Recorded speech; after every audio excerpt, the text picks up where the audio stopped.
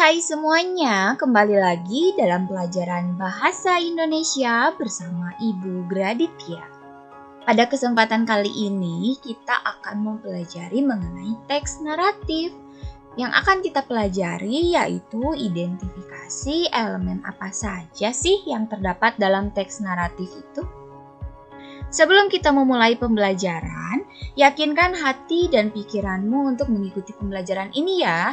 Yaitu kalian perlu mempersiapkan alat tulis, lalu membuka buku paket halaman 48, kemudian membuka buku catatannya, dan kalian bisa berdoa sesuai agama dan kepercayaannya masing-masing.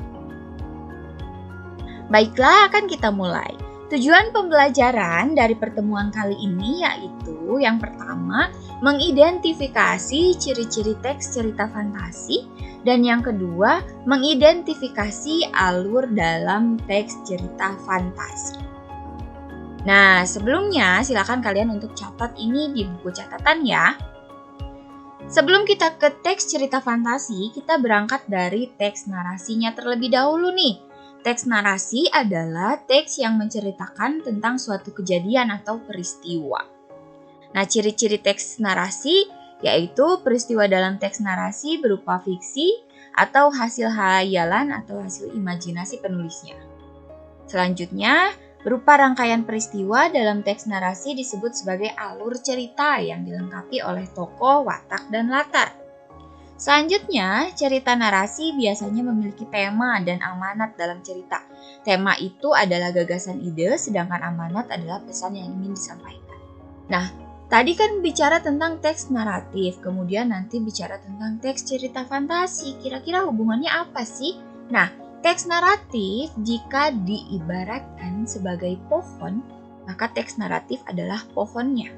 Lalu teks cerita fantasi itu adalah batangnya atau buahnya. Jadi induknya adalah teks narasi, sedangkan anaknya adalah teks cerita fantasi. Jadi teks cerita fantasi ini adalah bagian dari teks narasi. Nah, selanjutnya coba perhatikan gambar-gambar berikut ini. Harry Potter, ya. Kemudian Gundala. Lalu ada Doraemon. Selanjutnya ada Avatar. Nah, apakah kalian semua pernah membaca kisahnya atau menontonnya? Kira-kira pernah tidak? Kalau pernah, silahkan dijawab di dalam hati. Nah, kira-kira Harry Potter, Gundala, Doraemon, dan Avatar apa sih hubungannya keempat contoh gambar ini dengan cerita fantasi? Yuk kita simak. Nah, apakah cerita pada gambar tadi itu nyata? Tidak ya, semua cerita pada gambar tadi semuanya tidak nyata. Lalu, apakah tokohnya memiliki kekuatan super? Betul, tokohnya memiliki kekuatan super. Ada Harry Potter memiliki sihir, Gundala sebagai pahlawan, lalu Doraemon memiliki kantong ajaib, dan Avatar memiliki kekuatan 4 elemen. Selanjutnya, apakah lokasi cerita ada di kehidupan nyata? Mungkin ada yang beberapa di kehidupan nyata ya, seperti di Doraemon, latar ceritanya lokasinya itu ada di Jepang. Tapi di beberapa kisah Doraemon juga latar ceritanya itu ada di luar angkasa dan itu tidak tahu kenyataannya itu betul atau tidak. Selanjutnya, atau semuanya hanya imajinasi? Nah, betul ya. Harry Potter, Gundala, Doraemon, Avatar, dan cerita-cerita lainnya yang memiliki kekuatan super biasanya itu semuanya hanya imajinasi. Lalu, apa sih teks cerita fantasi itu? Ya, teks cerita fantasi itu berisi hayalan, lamunan, angan-angan, atau imajinasi. Nah, cerita fantasi berarti berupa sebuah karya hasil imajinasi yang dibangun dalam alur penceritaan normal namun bersifat imajinatif atau tidak sebenarnya. Jadi cerita fantasi ini kuncinya adalah cerita yang imajinatif, tidak sebenarnya. Nah, biasanya setting, penokohan maupun konflik tidak realistis, bahkan terkesan tidak mungkin terjadi di dunia nyata. Itu adalah pengertian dari teks cerita fantasi.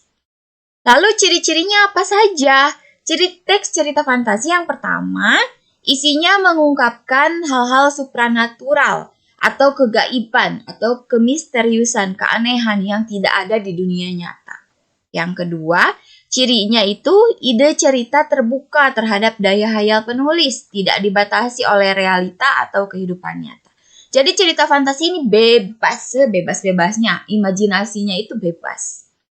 Selanjutnya, cerita fantasi cirinya juga menggunakan berbagai latar dan alur cerita yang jauh dari kehidupan nyata, atau bisa menggunakan latar irisan, gabungan antara kenyataan dan imajinasi. Ciri yang keempat, tokohnya ini unik, memiliki kekhasan, memiliki kekuatan super atau supranatural, memiliki kesaktian tertentu yang tidak ada di dunia nyata. Nah, ini adalah ciri khas dari cerita fantasi, yaitu tokohnya yang memiliki kekuatan super. Ciri selanjutnya yaitu temanya itu biasanya bersifat magic atau supranatural. Kemudian bersifat fiktif, jelas ya. Jadi bukan merupakan kejadian dari kenyataan. Selanjutnya, ciri dari teks cerita fantasi yaitu bahasa yang digunakan banyak menggunakan sinonim dengan ekspresi kuat, bahasa ekspresif, variatif, dan banyak menggunakan bahasa percakapan bukan bahasa formal. Nah, itu adalah ciri-ciri teks cerita fantasi yang perlu kalian catat. Tadi kalian sudah memahami apa itu teks naratif, yaitu biasa disebut sebagai teks narasi yang berupa sebuah teks cerita hasil karya imajinasi. Dan teks cerita fantasi adalah teks cerita hasil imajinasi yang tokohnya biasanya memiliki kekuatan super. Nah, selanjutnya kalian akan belajar mengidentifikasi alur dalam cerita fantasi. Apa itu alur cerita? Alur cerita adalah jalan cerita dalam sebuah teks narasi.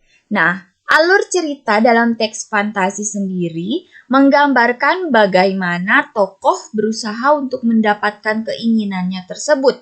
Nah, biasanya pada bagian akhir dari sebuah cerita, tokoh telah mendapatkan resolusi atau penyelesaian masalah. Nah, ini adalah gambar alur cerita fantasi. Jadi dimulai dari pengenalan dulu. Setelah pengenalan mulai terjadi masalah. Lalu setelah mulai terjadi masalah itu ada di ceritanya itu puncak masalahnya, klimaksnya. Kemudian setelah perdebatan, pertikaian, dan lain sebagainya di puncak permasalahan, ini nanti akan turun kepada resolusi atau penyelesaian masalah. Biasanya alur dalam cerita fantasi seperti ini. Jadi ada pengenalan dulu, kemudian mulai terjadi permasalahan, setelah terjadi permasalahan, masuk ke puncak permasalahannya, lalu masuk ke penyelesaian masalah. Baik, terima kasih atas perhatian Ananda semuanya. Silakan tulis semua materi dan penjelasan di buku catatanmu ya. Tulis bagian-bagian yang kalian anggap penting. Selanjutnya, untuk refleksi pada pertemuan hari ini yaitu tuliskan soal dan jawaban di buku catatan. Kemudian ikuti sesuai petunjuk. Nah, petunjuknya bacalah teks bola-bola waktu pada halaman 49 hingga halaman 52. Kemudian kegiatannya, kalian membuat tabel seperti ini. Membuat tabel seperti ini. Ada bagian awal, bagian tengah, dan bagian akhir. Setelah kalian membaca teks bola-bola waktu, kalian mengisi tabel ini berdasarkan awal, tengah, akhirnya. Seperti apa? Nah, ini ada contoh pertanyaan yang bisa kalian cari jawabannya. Jadi yang ditulis di tabel ini itu bukan jawaban seperti ini. Bukan pertanyaan seperti ini, tetapi langsung jawabannya. Misalnya di bagian awal, masalah yang dialami tokohnya itu seperti apa? Terus kira-kira keinginan tokohnya itu seperti apa? Nah, kalian tuliskan jawabannya di sini. Lalu, apa saja rangkaian usaha yang ia lakukan atau kejadian yang ia alami untuk menyelesaikan permasalahannya tersebut. Itu kalian tulis di bagian tengah. Pertanyaannya tidak perlu diisi. Tidak perlu ditulis, langsung kepada jawabannya saja. Dan yang terakhir, apakah tokoh utama mendapatkan apa yang ia inginkan atau ia mengubah dirinya atau keinginannya sendiri? Nah, kalian baca dulu teks bola-bola waktunya sehingga kalian bisa menjawab semua pertanyaan ini. Ini dibuat dalam bentuk tabel. Kemudian kalian unggah ke GCR. Mudah dipahami kan? Selamat mengerjakan. Kalian bisa bekerja sama dengan teman-teman kalian untuk menjawab pertanyaan ini. Terima kasih. Sampai jumpa di pertemuan selanjutnya.